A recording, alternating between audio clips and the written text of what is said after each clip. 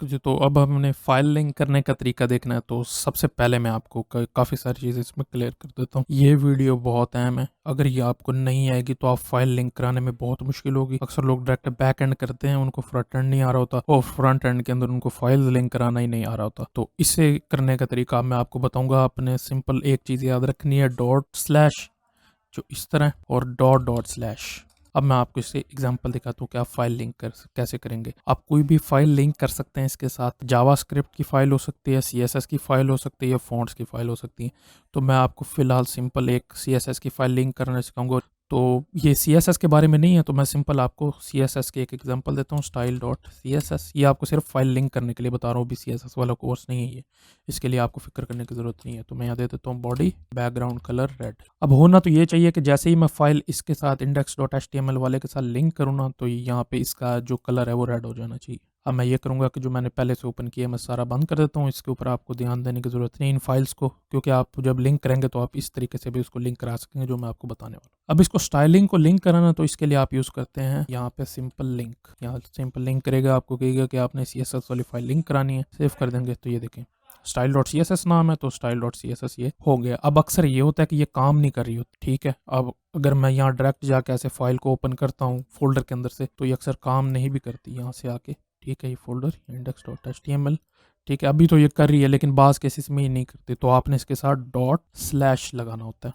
अब मैं आपको डॉट स्लैश के बारे में बताता हूँ कि ये क्या चीज़ है। अब आपकी index.html फाइल है जो ये हमने यहाँ पे ओपन की हुई है। अब इसके साथ ही आपने चेक करनी है कि इसके साथ कोई फाइल नहीं पड़ी। तो हमारा style.css हमारी HTML फाइल के फोल्डर के अंदर ही पड़ी है इसके साथ ही। तो आप इसलिए डॉट स्लैश लगाते हैं कि चेक करे इसी फोल्डर के अंदर, तब ये इसी फोल्डर के अंदर ही चेक करेगा कि स्टाइलिंग वाली फाइल किधर पड़ी है। अब मैं ये करता हूँ कि साथ एक फोल्डर बनाता हूँ CSS का, और इस वाली फाइल को मैं इसके अंदर भेज देता हूँ, ठीक है। मूव, ठीक है, इसमें चला गया। और ये देखें अब ये यहाँ पे स्क्रीन ही चेंज होगी क्योंकि ये वाली फाइल इसको मिली ही नहीं है, ठीक है। अब हमने ये फाइल ढूंढनी है, तो अब आप ये करेंगे, इसको मैं रिमूव कर देता हूँ, दोबारा बताता हूँ। इंडेक्स के साथ वाला फोल्डर है CSS का फोल्डर, और CSS के फोल्डर के अंदर style.css।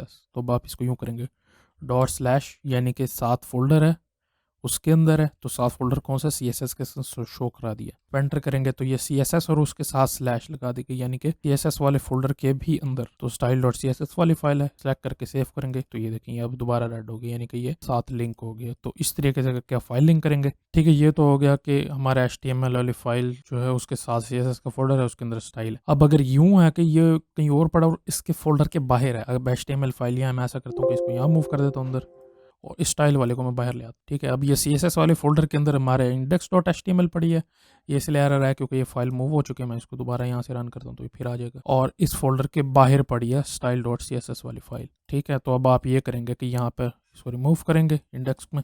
अब आपने इस फोल्डर से बाहर आना है, तो बाहर आने के लिए आप लिखते हैं डॉट डॉट, 2 दफ़ा डॉट डालेंगे, स्लैश लिखेंगे तो फोल्डर से बाहर आ जाएगा, ठीक है। अब ये CSS वाले फोल्डर से बाहर आ गए, तो हमारी style.css वाली फाइल बाहर पड़ी है। सेव करेंगे तो ये दोबारा अप्लाई हो गया, ठीक है। इस तरीके से करेंगे। अब अगर आपने फॉर एग्जांपल अगर ये स्टाइल वाला बाहर एक फोल्डर है उसके अंदर पड़ा है, मैं लिख देता हूँ एसेट वाला फोल्डर है, एसेट वाले फोल्डर के अंदर पड़ा है ये, ठीक है, स्टाइलिंग वाली फाइल हमारी, ठीक है। तो अब आपने ये करना है, दोबारा जो HTML फाइल वाली फाइल है वो इसके अंदर है, तो आपने दोबारा 2 दफ़ा डॉट स्लैश, फिर बाहर जाके फिर एसेट वाले फोल्डर के अंदर style.css सेव करेंगे तो ये, ठीक है। तो इस तरीके से करके आप फोल्डर्स में से फाइल्स ढूंढते हैं और उनके साथ लिंक कराते हैं। अब जावास्क्रिप्ट के लिए भी सेम है। अगर आपकी जावास्क्रिप्ट वाली फाइल है तो आप ये स्क्रिप्ट src लिखेंगे। अगर आपकी स्क्रिप्ट वाली फाइल बाहर इधर ही, बाहर इसको ले आता हूँ, बाहर आके यहाँ पे लिखता हूँ names.js, ठीक है। names.js ये कोई जावास्क्रिप्ट वाली फाइल है, आपने इसको लिंक कराना है, तो इसके ऊपर भी सेम प्रिंसिपल जैसे ये हमने किया वैसे अप्लाई होगा।